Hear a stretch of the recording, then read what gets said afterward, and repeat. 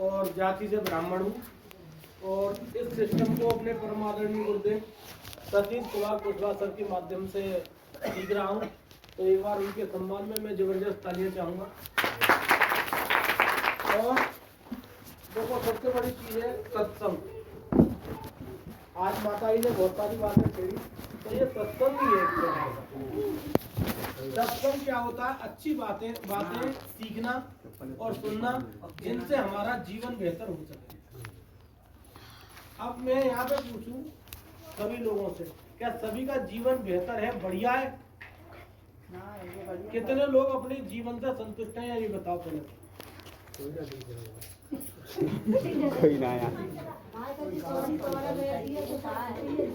मैं उसी चीज को तो पूछना चाह रहा हूँ, अपने जीवन से कितने लोग संतुष्ट हैं कि मेरी लाइफ सबसे बढ़िया एकदम है, जिसमें किसी प्रकार का कोई तनाव नहीं है, कोई चिंता नहीं है। अगर अभी बात चल रही थी गेहूं के ऊपर, मैं उसी टॉपिक को लूंगा। गेहूं के ऊपर क्या मैंने अपनी जिंदगी को इतना बेहतर अच्छा बना रखा है कि मैं अगर पानी गेहूं में ना भी लगाऊं तो मेरा काम हो जाएगा बढ़िया। अच्छा, ये भी चिंता क्यों है? किसी को पानी लगाने की भी चिंता नहीं होगी तो भी पैसा आएगा, गेहूं की फसल ना भी हो तो भी पैसा आएगा, हर चीज होगी तो कुछ ना भी करोगे तो भी पैसा आएगा। तो ऐसा चाहते हैं तो धैर्य से सुनने के लिए तैयार है? हाँ या ना? तैयार है? आवाज निकलना रही। दो लोग तैयार हो? हाँ कि ना? हाथ उठा के बताओ। क्यों? परमात्मा भी ये चाहता है कि हाथ उठाओगे तो मैं बोलूंगा तथास्तु। अभी देखो वो तैयार नहीं है। देखो सभी के हाथ उठा तो अच्छा लगता है। हाँ उठे ना, बहुत अच्छा लगा। तो आपके सामने एक छोटा सा मैं प्लान रखने जा रहा हूँ। देखो इस पृथ्वी पर सबसे पहले धन अर्निंग की, आमदनी करने की 4-5 तरीके। दूसरा होता है मजदूरी बेलदारी करके पैसा पैदा किया जाता है।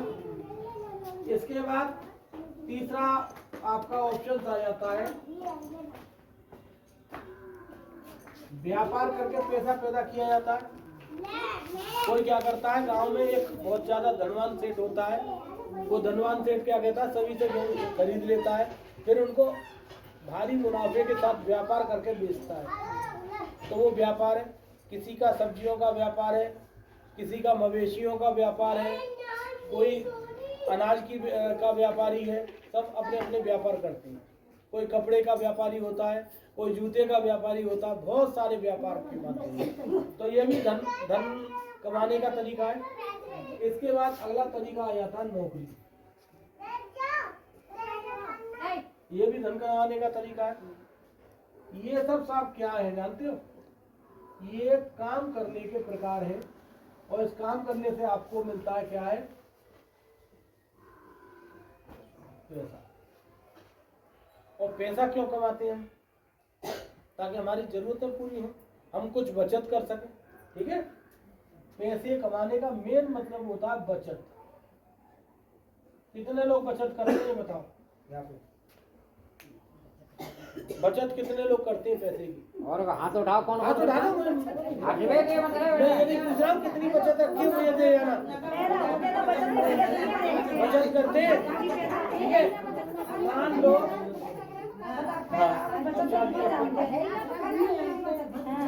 मान लो ये खुद बता लगती है। हाँ हाँ वो ऐसी कतरी बनाती है। ठीक है, ये हमने बचत रूपी एक बनाया घड़ा। अब इस घड़े में हम क्या करते हैं, जो भी हम हर महीने कमाते हैं, हर रोज कमाते हैं मजदूर को, इस घड़े में उस बचत को डालते हैं। अब भरने की हम, अच्छा कितने साल से कमा रहे हो पैसे? सुनो अम्मा, सुनो पहले। कितना समय हो गया धन कमाते हुए आप लोगों को, ये बताओ। जिंदगी हो गई। अच्छा, ये बचत का घड़ा कभी भर पाया है? लाखों रुपए कमा लिए आप लोगों ने, लेकिन लाखों रुपए में से अभी किसी से कही जाए कि कोई कहेगा मैंने 10 लाख कमा लिए अब तक, जब से जीवन है, कोई 15 लाख, कोई 20 लाख। आखिर ये बचत गई कहाँ? जानते हो क्यों कहाँ गई? अरे इसके अंदर एक बचत के घड़े में एक छोटा सा छेद है, ये छेद कभी नहीं भर दे। और इस छेद का नाम पता है क्या है? इसका नाम है खर्चा।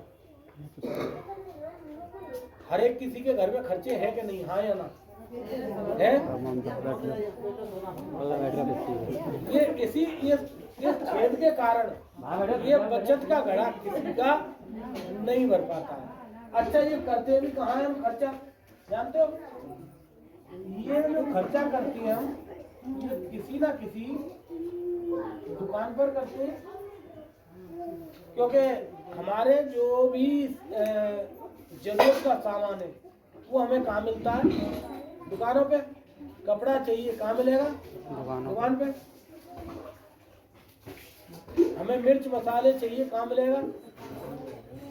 नमकीन बिस्किट कहाँ मिलेंगे?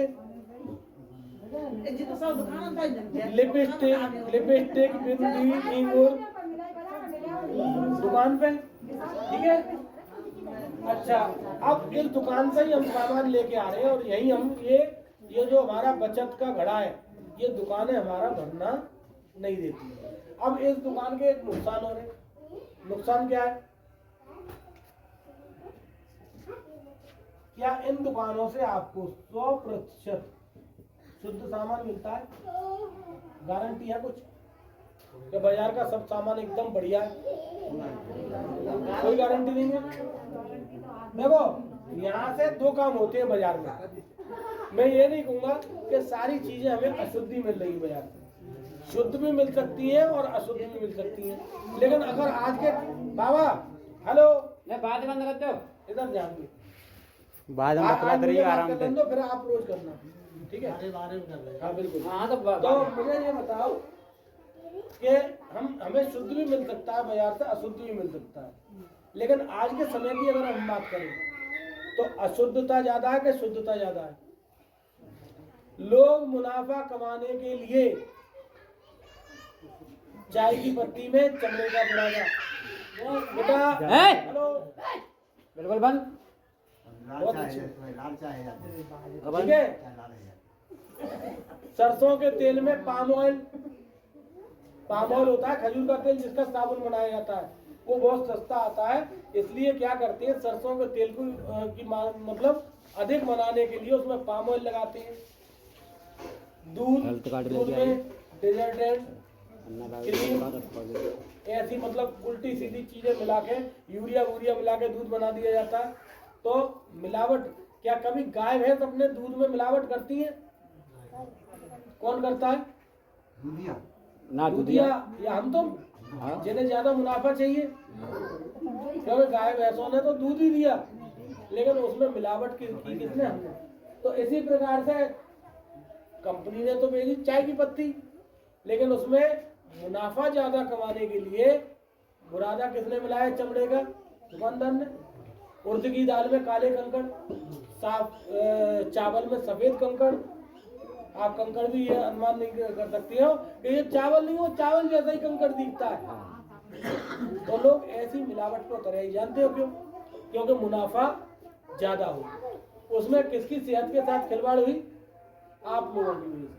आज ये बताओ, बीमारियां कम हो रही हैं, ज्यादा हो रही हैं?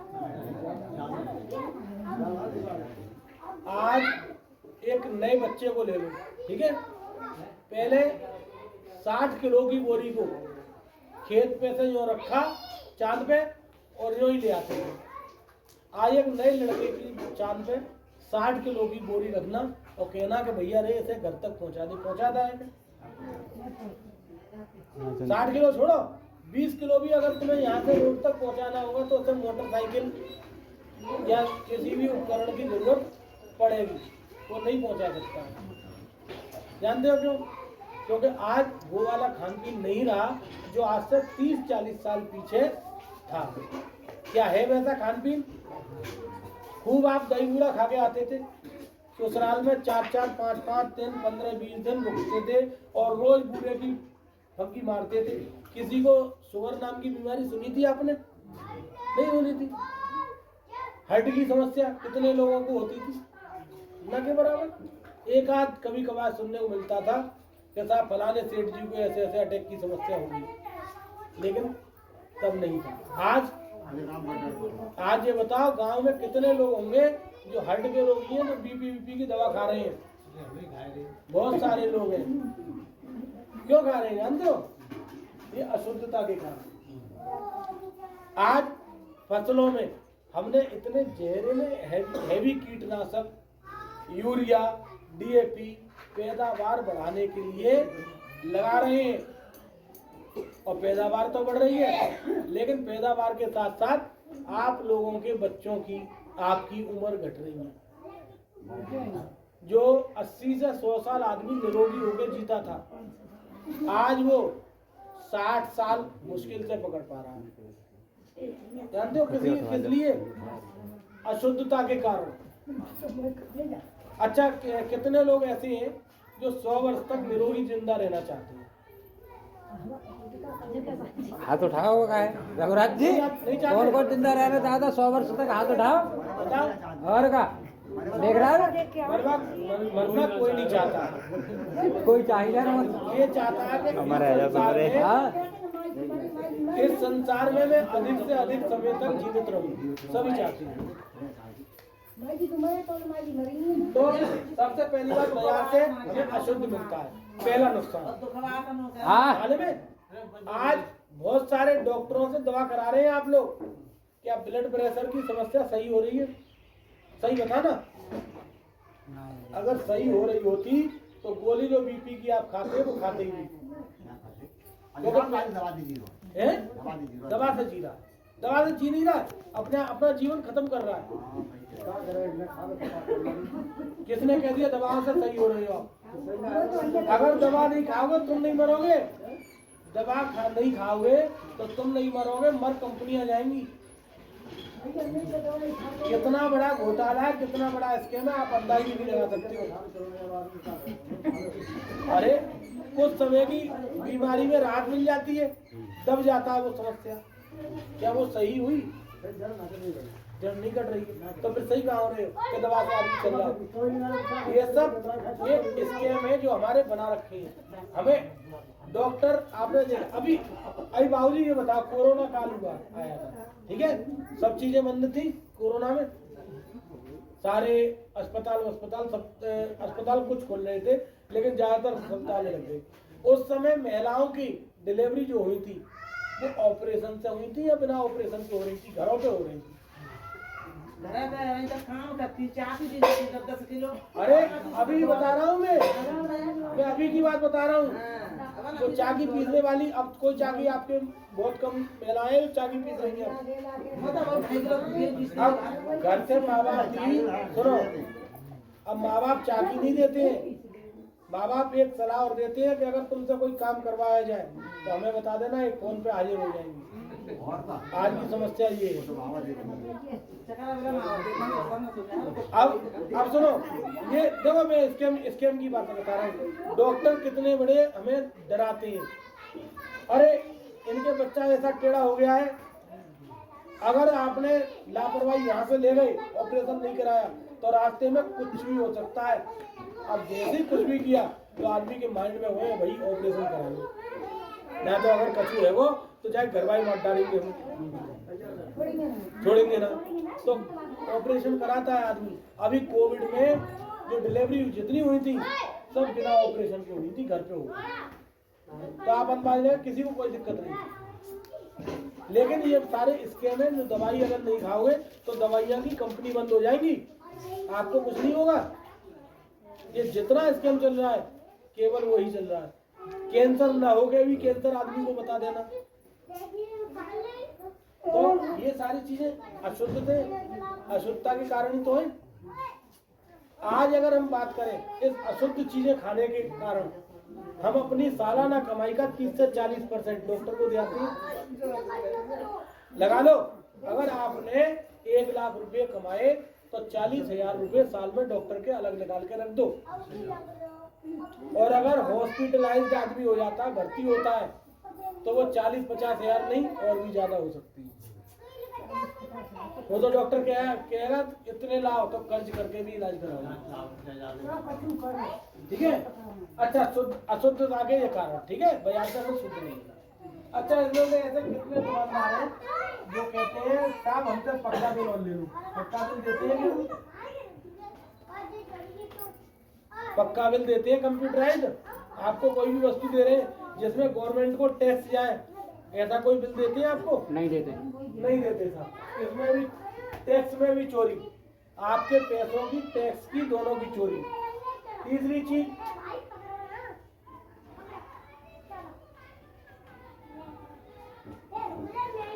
पैसा वापस।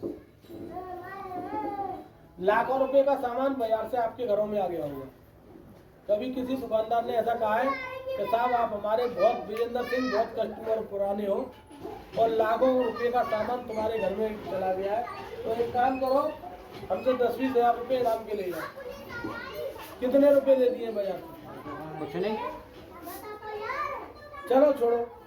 कभी ऐसा कहा होगा कि साहब एक काम करो, आप हमसे सामान लेते हैं तो 1 महीने का हम सामान ही आपको राशन फ्री दे देते हैं। दिया है क्या? नहीं दिया।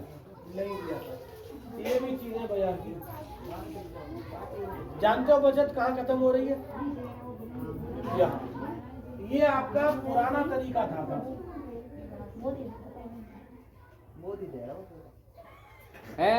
सुनो पहले ध्यान से सुनो। पहले ध्यान सुन लो। ये पुराना तरीका था जिससे हमने खरीदारी करी। हमारे पिताजी, दादाजी, परदादा सबने खरीदारी दोनों जने। और खरीदारी करने का ये जो सिस्टम था, इसमें ये बचत का घड़ा जो है नहीं भर पाया, क्योंकि जो हमने कमाया वो कहाँ दे आए? इन लाला लोगों की दुकान पर। इसलिए ये बचत का घड़ा नहीं भर पाया। अब आप लोगों से मैं पूछता हूँ, मैं आपको एक ऐसा तरीका बता दूं। फुब्बारा कितने लोगों ने देखा ये बताओ? फुब्बारा होता है ऐसा होता है, देखो एक यूं करके गोल सा तालाब बनाया जाता है, इसमें एक फुब्बारा लगा दिया जाता है, जो यूं करके इसमें पानी गिरता है और यहीं से एक पाइप होता है, इसमें बार बार यहीं से मोटर लगी रहती है और इसमें से चलता रहता है। इसका पानी कभी खत्म होता है फुब्बारे का? उसी में खुश है। तो मेरे पास भी एक ऐसा ही तरीका है कि आपका जो बचत का घड़ा है, जो खर्च करते हैं बिना किसी लागत लगाए बड़ी, आपको भी ये बहुत सारा पैसा बच सकता है। आने वाले समय में 3 से 5 सालों के अंदर में ये बचत का घड़ा बढ़ते बढ़ते आपको लाखों की इनकम दे सकता है। तो चाहते हैं सभी लोग लाखों की इनकम तक पहुंचना? कितने लोग चाहते हैं? हाथ उठाओ ऊपर। हाथ एक ही खड़ा करता है बस। तो आज मैं आपको वही तरीका बताने जा रहा हूँ कि हम किस तरीके से, ये तो मैंने बाजार की दुकान बता दी। अब ये साहब एक दुकान है जिसका नाम है RCM की दुकान। पहले बात ही सुन लो, हंसे रही हो तुम तो। कहाँ सुन रही हो? अच्छा तो बाद में बात कर लियो, पहले बात सुनो। काय काम से आई हो यहाँ पे? ये काय काम से आए हो, लेकिन समझो ना अपनो।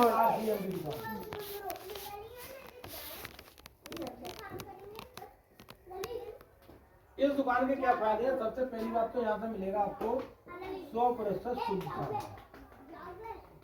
और अगर शुद्ध सामान बढ़िया चीज मिलेगी और आप और आपका परिवार उसे यूज करेगा, तो 6 महीने के अंदर अंदर आपके परिवार से डॉक्टरी बिल हो जाएगा 0।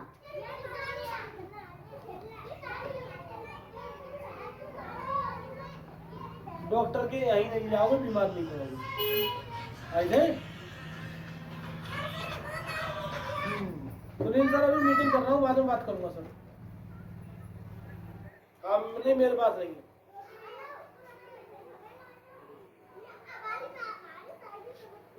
तो डॉक्टरी बिल 0 हो जाएगा, क्योंकि शुद्ध चीज मिलेगी खाने के लिए बिना मिलावट, जो बाजार में नहीं मिल रही। ठीक है ना? दूसरी चीज, यहाँ से सामान जो भी आपको मिलेगा वो मिलेगा पक्के बिल पे। पक्के बिल में गवर्नमेंट को टैक्स जाता है, इसमें चोरी नहीं हो सकती है। अगर चीज 10 रुपए की है तो दुकानदार हमें 10.5 में नहीं दे सकता है। ये 10 रुपए की 10 रुपए में रहेगी तो दूसरी चीज। अच्छा ये शुद्ध कैसे है साहब? यहाँ से सामान के साथ आपको मिलेगी 30 दिन की money back guarantee. Money back का मतलब जानते हैं? सामान पसंद न आने पर वापसी या कमी निकलने पर सामान वापस, पैसे आपकी जेब में। लेकिन बाजार का दुकानदार क्या लिख के बेच रहा है? बिका हुआ माल वापस नहीं होगा, पहले ही लिख देता है। फैशन के दौर में गारंटी की इच्छा न करें।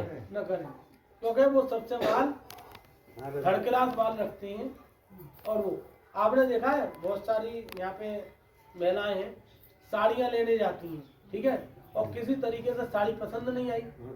अब लाला से जानकारी है हमारी, तो अब बदलने जाएंगी कि ऐसा लाला जाए बदल के हमें दूसरी दे कि ले बदल दे, ये हमारे बहुत पुराने ग्राहक है, बदल दे। ऐसा थोक दिया और बदलने में साड़ियाँ दिखाई बहुत सारी। एक साड़ी उसी रेंज की इन्हें पसंद आ गई, लाला के पास गए, लाला जी पसंद आ गई, तो लाला क्या कह रहे हैं आप कि बहन जी ये बातें महंगी है भाई ने जहाँ में तुम्हारे 400 रुपये और देने पड़ेंगे। अरे लाला नहीं देख लो, अरे अब तुम देखो जाम मुँह मत करो, चलो 350 रुपया दो, बस ज्यादा ना कर पाऊंगा। देखो तुम आए हो तो तुम्हारी शकल पे बदल के दे रहा हूँ ना, तो बदल के अब साहब भाई रेट की साड़ी ले आए 350 रुपया और ऐसे तो बदलता है वो। जितनी बार बदलने जाओगे उतनी बार टैक्स आप पे ही लगेगा। तो यहाँ क्या है, 30 दिन की मनी बैक गारंटी। सामान पसंद नहीं आया, सामान लौटाओ, अपने पैसे वापस। दूसरी चीज, अगर कमी निकलती है तो 30 दिन के अंदर अंदर वस्तु को आप लौटा जाइए और अपना पैसा अपने हाथ में ले जाओ। लेकिन आज तक कंपनी को 25 वर्ष पूरे हुए, कोई कमी प्रोडक्ट में नहीं निकली। और आपने देखा होगा शिवाजी के पास जाते रहते हैं भाई साहब विजेंद्र जी, ये 25 वर्ष पूरे करने वाली एकमात्र कंपनी है जिसने 25 वर्ष पूरे करे। एक बार जबरदस्त तालियां हो जाए इस कंपनी के लिए।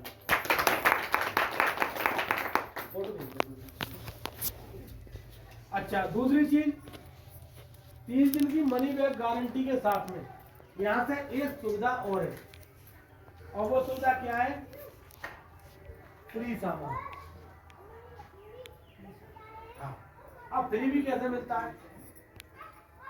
लगातार आप बाजार से भी खरीद रहे हैं अपने घर की सामान, और लगातार यहाँ थोड़ा सर्फ, शैम्पू, नमक, मिर्च, दाल, चावल, धनिया, मिर्च, इनका कितना भाई साहब खर्चा होगा आप बताओ? लगभग महीने का लगभग। फिर भी बताओ, कोई भी बताओ। रघुराज जी बताओ।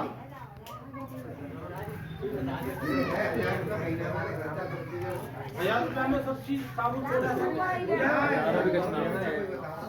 लगाओगे तो 3000 रुपया महीना हो बैठा। पूरा खर्चा सही। एक बार जबरदस्त ताली बजा दो।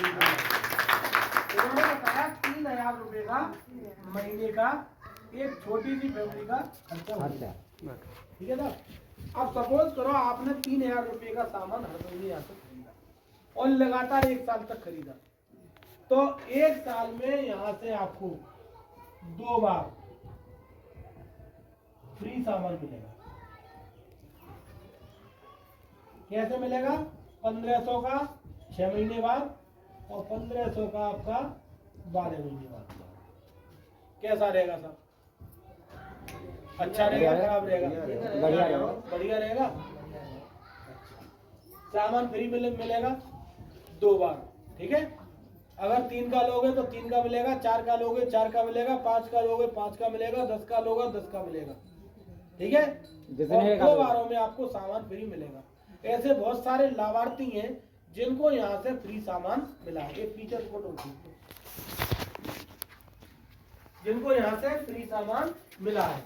और ये दुकान आपके सिकंदराबाद स्थित है, विजेंद्र सिंह सर के द्वारा आपको बता दी जाएगी। और रघुराज जी, हाँ अच्छा रघुराज जी भी तो ठीक है, वो साल में 2 बार।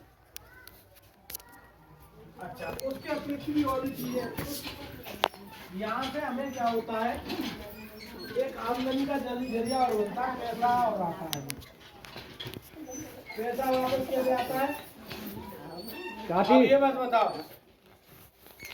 मैं इनसे ही सामने हमारे ये क्यों नारी सशक्तिकरण का सभी लोग हैं, नारी हाँ हाँ सबसे सशक्त होती है। महिला सशक्तिकरण। अगर आप साड़ियों की दुकान से साड़ी लाई और साड़ी बहुत अच्छी निकल गई तो साड़ी की और दुकानदार की तारीफ करती है नहीं करती?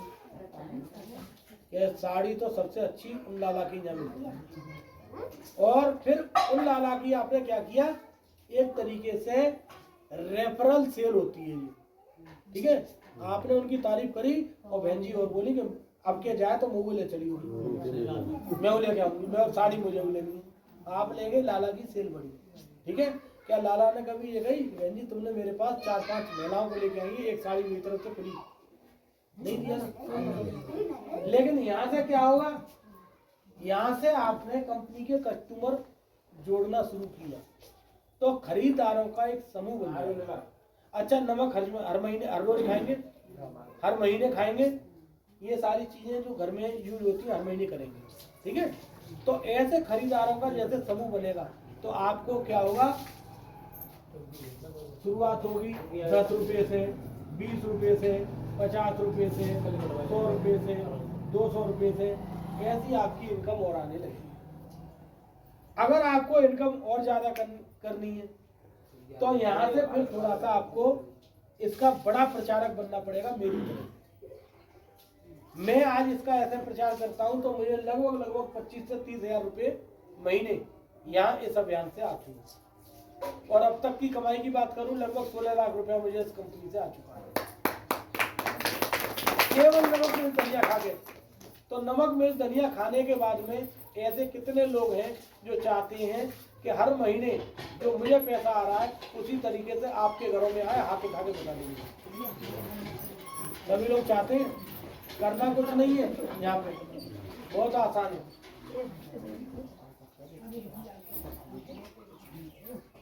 हर एक सशक्त हो सकता है, बस केवल यहाँ से जो भी ऐसी ट्रेनिंग होगी वो ट्रेनिंग आपको लेनी है, ठीक है। ऐसी ट्रेनिंग लेनी पड़ेगी और एक आपको KYC करानी पड़ेगी जिसमें अपना एक फोटो,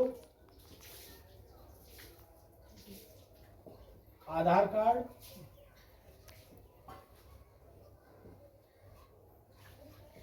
पैन कार्ड अगर है तो,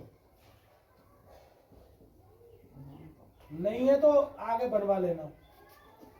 ये बिना पैन कार्ड के एक बार हो जाती है KYC, अब बाद में फेल हो जाता है, ठीक है। बैंक की किताब,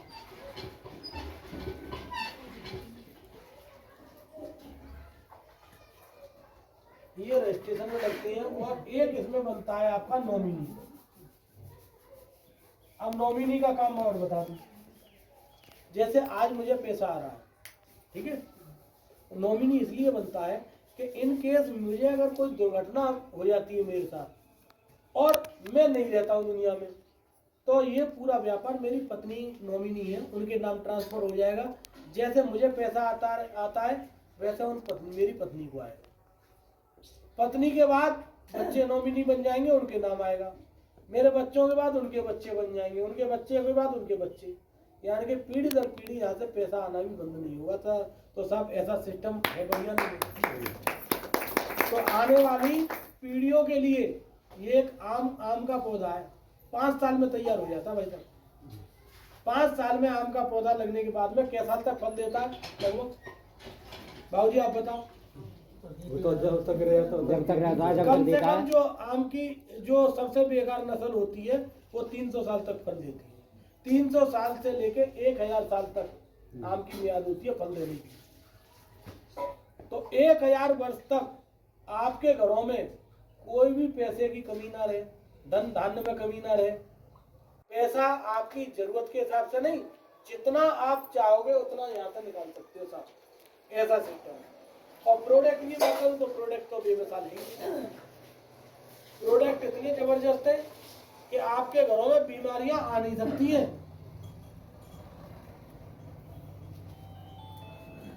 पार्ले जी कितने लोगों ने खाया है बिस्किट? सभी ने खाया था, सबने खाया है। अच्छा एक चीज महसूस करिए, कभी बिना चाय या बिना पानी के पार्ले जी खाया है? बैठो बाद में काट दो हाँ वो तो मुंह में ही हिला हुआ रहा है मैं मुझे बताने की जरूरत नहीं, बता दिया। दो बिस्कुट के बाद तीसरा बिस्कुट जब खाएंगे तो वो उसकी लुगदी जम जाएगी, दांतों में चिपक जाता है। और दांतों में चिपकने के बाद में अगर वो दांतों में ही चिपकता होगा, अंदर आंतों में भी चिपकता है। और आज बहुत सारी परेशानियां हैं, सभी को टेस्ट कराओ ये बिस्किट अपना। ये बिस्किट दांत में नहीं अटकेगा, गले में नहीं चिपकेगा, हाथों पे नहीं चिपकेगा, क्योंकि मैदा का बिस्किट नहीं है, आटे का बिस्किट। मैदा एक तरीके से कभी कभार खा लो, सफेद जहर होती है, सबसे ज्यादा नुकसानदायक होती है मैदा। कभी कभार की बात, महीने में एक आध बार अगर सेवन कर लिया तो कर लिया, नहीं तो आटे का। तो अब एक बिस्किट के खाइए, और बिस्किट खाने के बाद में आप महसूस करेंगे न तो ये दांत में चिपकेगा न गले में अटकेगा। और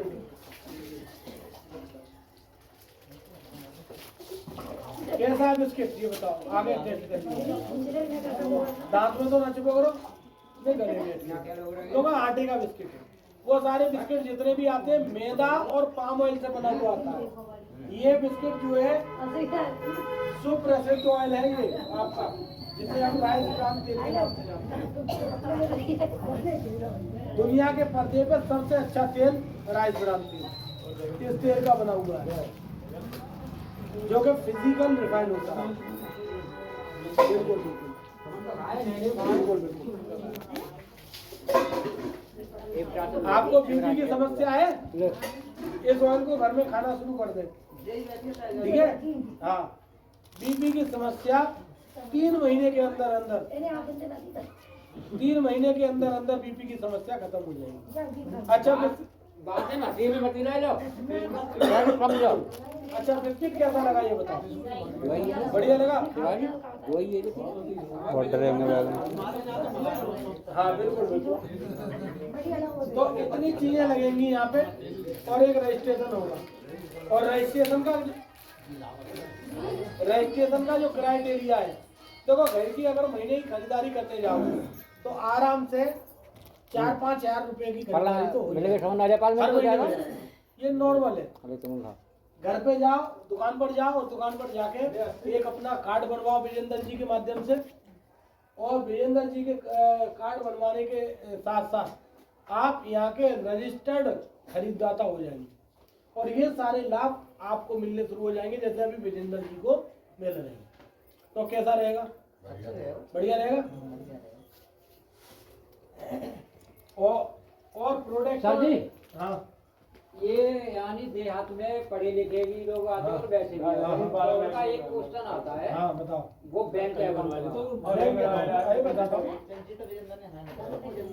क्योंकि तो हमने भी उसमें क्वेश्चन दिया है कि उनका बैंक अकाउंट का क्या क्वेश्चन आता है। बताते हैं।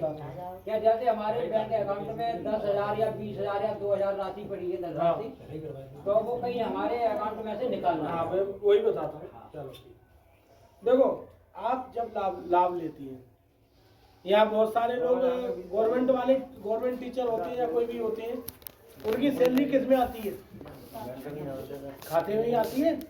तो इसी तरीके से ये खाता आपका इसलिए लिया जाता है कि भविष्य में आपका जो धनराशि यहाँ से सामान खरीद के जब खरीदारों का आपका समूह बढ़ेगा तो कुछ धनराशि पैसे आती है तो वो आपके खाते में जाए, इसलिए। अच्छा, उसमें धोखाधड़ी जैसी कोई चीज नहीं है। वहाँ आपके विश्वास पात्र विजेंद्र जी बैठे हैं, हम बैठे हैं, पूरी तरीके से आपका खाता पूरी तरीके से सुरक्षित है, उसकी गोपनीयता को कोई भंग नहीं करेगा, केवल आपका खाता खुली रखिए बस।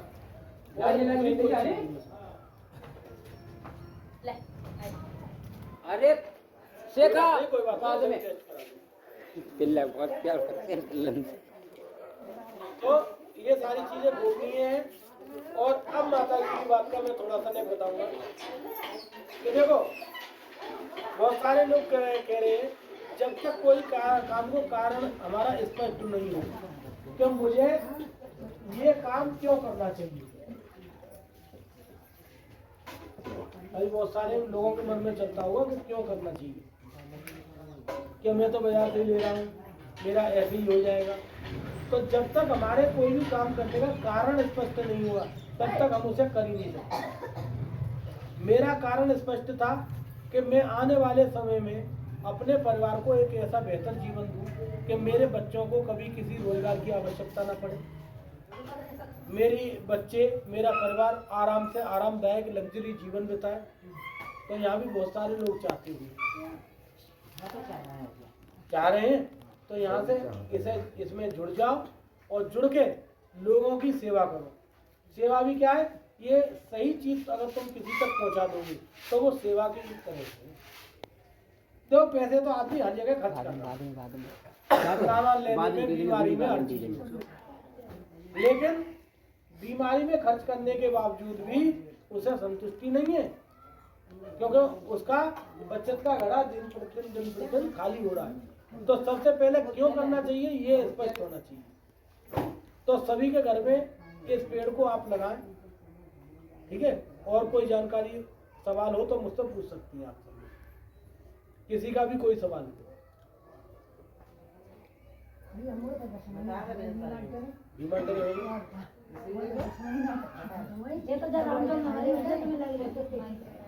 तो बस चाहे खान पीन ऐसे अपना लो, ऐसे आदमी रोको सब रहे लाख है। तो आपका किसी का कोई सवाल हो तो वो मुझसे पूछ सकते हैं। अरे भैया कोई ना सवाल जानते गान का बात है, समझ में ना आ रही हो तो बड़ा बुरा लगा, और बुरा लगने के बाद में उन्होंने सोचा यार मेरी समाज में क्या इज्जत रह जाएगी, मैं इतना पढ़ा लिखा और मेरी पत्नी अनपढ़ आ गई। लेकिन शादी हो चुकी थी पहले पुराने, अब तो ये है कि शादी की भी चिंता नहीं करता है, लेकिन वो समय वो था कि मर्यादाएं कुछ होती थी। तो प्रोफेसर साहब ने अपनी पत्नी को बुलाया, कहा आप पढ़ी लिखी नहीं है, देखो मैं पढ़ा लिखा हूँ और मेरी समाज में बहुत इज्जत है, लेकिन अब शादी हो चुकी है, कोई बात नहीं, आप नहीं पढ़ पाई, क्या कारण था मुझे नहीं पता, लेकिन फिक्र मत करो, मैं तुम्हें पढ़ाऊंगा। और उनकी पत्नी कहती है, जैसे भाई साहब बोल रहे थे कि कहाँ से लाएगा कैसे लाएगा, कि देखो साहब वो ठीक है मैं पढ़ी लिखी नहीं हूँ, आपका जो भी स्टेटस है उसको मैं मैच नहीं कर पा रही हूँ, लेकिन अब आप मुझे पढ़ाने के लिए कह रहे हैं, इसके लिए बहुत बहुत धन्यवाद, लेकिन मेरा पढ़ने में बिल्कुल रुचि है ही नहीं। मेरे माँ बाप मेरे भाई बहुत पीछे पड़े, कई बार मुझे स्कूल भेजा गया लेकिन मैं पढ़ी ही नहीं। प्रोफेसर साहब ने कही कि कोई बात नहीं, अब लेकिन आप पढ़ना शुरू करें, क्योंकि देखो अब आपका मेरे मुझसे संबंध हो गया है, कहीं देखो पार्टी में भी जाओ किसी को मालूम पड़े तो अच्छा नहीं लगेगा वगैरह वगैरह, उन्होंने बहुत सारी। लेकिन उन्होंने कही कि आप दोबारा मुझसे पढ़ने के लिए रहेंगे, मुझे बिल्कुल भी इच्छा नहीं है पढ़ने की, मैं चाहती नहीं पढ़ना। धीरे धीरे समय बीतता गया, अब बार बार प्रोफेसर साहब कहने लगे पत्नी से कि देखो थोड़ा पढ़ लो। अंत में उन्होंने ये कह दी कि अब आपने आगे से मुझसे और पढ़ने की कहा तो अपना खाना खुद बनाना, मैं तो जा रही हूँ अपने मम्मी के।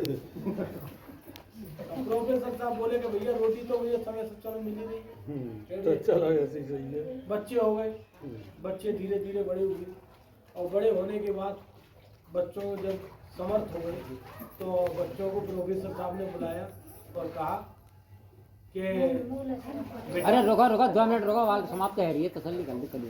बैठ जाओ हाँ बाहर से भाग रही हैं। हाँ सब जानते हैं, ये तो सबको जानते मैं अभी वही बताऊंगा, सब जानती हैं, अभी यही बताऊंगा। तो उन्होंने बच्चों को बुलाया, कहा बेटा देखो तुम्हारे सारे दोस्त पढ़े लिखे हैं, मैं भी पढ़ा लिखा हूँ, अच्छी एजुकेशन, और तुम भी बहुत पढ़ लिख जा रहे हो, लेकिन तुम्हारी बेटा मम्मी पढ़ी लिखी नहीं है। तो देखो मुझसे तो वो मानी नहीं, तुम अपने तरीके से कह के प्रयास करके देखो, शायद उनकी कुछ समझ। तो दोनों बच्चे गए, तो मम्मी देखो अब हम देखो बड़े हो रहे हैं, हमारे सारे फ्रेंड्स आते हैं यहाँ पे और सभी लोग पढ़े लिखे हैं, और पापा भी देखो हमारे कितने पढ़े लिखे हैं, प्रोफेसर हैं। तो मम्मी आप पढ़ लिख नहीं पाई, आप भी थोड़ा बहुत तो देखो अभी बड़े लोगों के लिए ऐसे जगह स्कूल है, आंगनबाड़ी है, जहाँ आप पढ़ सकती हैं। तो माँ कहती है उनकी, बेटा मुझे पढ़ने में पहली बात तो रुचि है नहीं, और ये बात भी तुम्हें सिखा पढ़ा के किसने भेजा है ये भी मैं अच्छी तरह जानती हूँ। और अब तुमने मुझे दोबारा से कहा कि पढ़ के मम्मी आप पढ़ लो, या किसी के कहने पर तुम मेरे पास दोबारा आए, तो बेटा अभी तुम्हारी उम्र बहुत छोटी है, तो मैं पढ़ने के लिए बोर्डिंग स्कूल भेज दूंगी। तो बच्चे बाप के पास गए, बोले पिताजी कोई फायदा नहीं है मम्मी से बहस करने का, कि बेटा तुमने कहा नहीं कि अब हमें कहना भी नहीं है, क्योंकि अभी हम बहुत छोटे हैं, हमें बोर्डिंग स्कूल आप लोगों से अलग नहीं रहना, जाके दूर तुम हमें वहाँ भेजोगे। धीरे धीरे समय और बेटा 2-4 साल बाद बच्चे भी पढ़ने के लिए बाहर चले गए। प्रोफेसर साहब पूरी तरीके से हार चुके थे। हारने के बाद उन्होंने एक दिन निर्णय लिया, प्रोफेसर साहब ने घर आए, अचानक से अपनी पत्नी से बोले कि ऐसा है मैं 30 दिन के लिए बाहर जा रहा हूँ, और 30 दिन के बाहर जाने में आप मुझे बिल्कुल डिस्टर्ब नहीं करेंगे, ना मेरे पास फोन करना, ना किसी प्रकार का संपर्क करना, क्योंकि मेरा काम बहुत इम्पोर्टेंट है। तो उनकी पत्नी ने कहा कि पहले आप जाते थे तो मुझे बता के जाते थे, ये अचानक से कि नहीं मेरा काम बहुत इम्पोर्टेंट है आप नहीं करिए। उन्होंने 2 दिन बाद प्रोफेसर साहब का किसी ने दरवाजा खटखटाया, उनकी पत्नी निकल के आई, तो दरवाजे पे देखा एक बहुत खूबसूरत सी औरत उनके दरवाजे पर खड़ी थी, और उनसे पूछा नमस्ते आप प्रोफेसर साहब की पत्नी है? कि हाँ। कि प्रोफेसर साहब से मुझे मिलना है। कि प्रोफेसर साहब तो है नहीं, वो तो 1 महीने के लिए बाहर है, 1 हफ्ते पहले ही गए, कि 1 महीने के लिए बाहर है, परसों तो मेरे यहाँ वो चाय पी के आई थी। अब प्रोफेसर साहब की पत्नी का माथा ठंडा, उन्होंने बोला कि इन्होंने मुझसे झूठ क्यों बोला, ये परसों इसके यहाँ चाय पी के आए और 1 हफ्ते से गायब है, आखिर है कहाँ ये आदमी, गया कहाँ? कोई बात नहीं, वो बोली चलिए कोई बात नहीं, एक काम करो, अब प्रोफेसर साहब तो है नहीं, मुझे भी बाहर जाना है, तो आप एक काम करेंगी कि हाँ कि मैं एक चिट्ठी दे जा रही हूँ, ये चिट्ठी प्रोफेसर साहब को दे देना, और किसी से कहना इस चिट्ठी को अकेले में ही पढ़े, किसी के सामने ना पढ़े।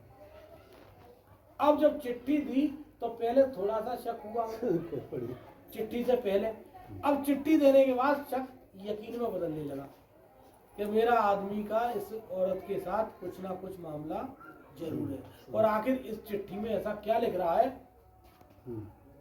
अब वो चिट्ठी देके औरत तो चली गई। अब औरत के जाने के बाद प्रोफेसर साहब की पत्नी के पेट में पानी गुड़र गुड़र हो रही। अब इस चिट्ठी में आखिर लिखा क्या कि लाओ पड़ोस में गुप्ता जी की पत्नी है, उनको बुला लेती है, वो पढ़ी लिखी है, वो पढ़ के सुना देगी। फिर उन्होंने सोचा कि गुप्ता जी की पत्नी जो है 1 नंबर की चुगलखोर औरत है, अगर मेरे आदमी की कोई कमी निकल भी आई तो पूरे सोसाइटी में बदनामी कर देगी। फिर सोचा कि लाओ बच्चों को बुला लूँ, बच्चों को बुला के बच्चों से पढ़वा लूँ। तो बच्चों को फोन लगाते लगाते फिर रुक गई कि अगर बच्चों के सामने बाप की कोई कमी निकल आई तो शायद बाप की इज्जत बच्चे ना करें, कुछ उल्टा सीधा कर बैठे। अब बड़े परेशान, अब इधर घूमे कि आखिर इस चिट्ठी में कैसे मैं पढ़वाऊँ। फिर अंत में अपने भाई के पास फोन किया कि भैया कि हाँ कि मैं पढ़ना चाहती हूँ। कि क्या? कि पढ़ना चाहती हूँ मैं। कि क्यों, क्या है वो? अचानक से तेरी पढ़ाई को भूत कहाँ सवार है वो। और मैं दुकान पे गिरा के बात कर ली। फिर बच्चों के पास फोन लगाया कि बेटा तुम घर आ सकते हो। कि क्यों, क्या हो गया मम्मी? कि बहुत इम्पोर्टेंट बात है, अब मैं तुम्हें कैसे बताऊँ? कि बताओ नहीं। कि मैं पढ़ना चाहती हूँ, तुम मुझे आके पढ़ना सिखा सकते हो। मम्मी परसों से हमारे एग्जाम स्टार्ट हो रहे हैं और अब तुम्हें पढ़ने की क्या मन में आ गई एकदम, हम नहीं आ सकती। बच्चों ने भी फोन काट दिया। फिर प्रोफेसर साहब के पास फोन किया कि आप सुनते हो कि मुझसे तो बात ही मत करो, मैं तो बहुत बिजी हूँ। उन्होंने काट दिया फोन। फिर शाम को भाई के पास फोन किया कि भैया मैं पढ़ना चाहती हूँ। कि तेरा दिमाग खराब हो गया है, अब बुढ़ापे में पढ़ेगी? 40-50 साल की उम्र में कौन पढ़ाई करता है? तुझसे जब कहते थे तब तो तेरा दिमाग खराब था, अब ये कि नहीं मुझे पढ़ना है, मुझे किसी भी कीमत पे पढ़ना है, कुछ भी हो जाए, अब तो मुझे पढ़ना है। तो बोले कि देख पहले वाहन कम होते थे, आने आने के साधन पर्याप्त नहीं थे, कि देख तेरे शहर से 40 किलोमीटर दूर एक कस्बा है, उस कस्बे में उतर जाना और वहाँ से 3 किलोमीटर एक गांव है, वहाँ तुझे पैदल जाना पड़ेगा और वहाँ से पैदल आना पड़ेगा, फिर शाम को बस आना। कि मैं तैयार हूँ। जिस महिला ने ये कह दिया था मैं रुचि नहीं है, वो बाद में कह रही थी मैं तैयार हूँ। अब वो महिला रोज जाती, 40 किलोमीटर जाना, 40 किलोमीटर आना, 3 किलोमीटर इधर से पैदल चलना, 3 किलोमीटर उधर से पैदल चलना, सुबह जाती शाम को आती, सुबह जाती शाम को आती। और 11वें दिन उसने इतना पढ़ना सीख लिया कि वो चिट्ठी को पढ़ सकती थी। 12वें दिन फिर वो पढ़ने के लिए नहीं गई। उसने जल्दी जल्दी अपने घर के काम छिटाए। काम छिटाने के बाद पहले बाहर का कुंडा लगाया, बाहर के कुंडा लगाने के बाद फिर अंदर वाला लगाया, अंदर कमरे में जंगले वंगले सभी किवाड़े बंद करने के बाद तब वो साड़ियों के बीच में से अलमारी से वो चिट्ठी निकाली और चिट्ठी पढ़ना शुरू किया। और जब चिट्ठी पढ़ना शुरू किया उसमें चिट्ठी में क्या लिखा था, ये सारा नाटक तुम्हें पढ़ना सिखाने के लिए मैंने ही किया था, तुम्हारा प्रिय पति प्रोफेसर।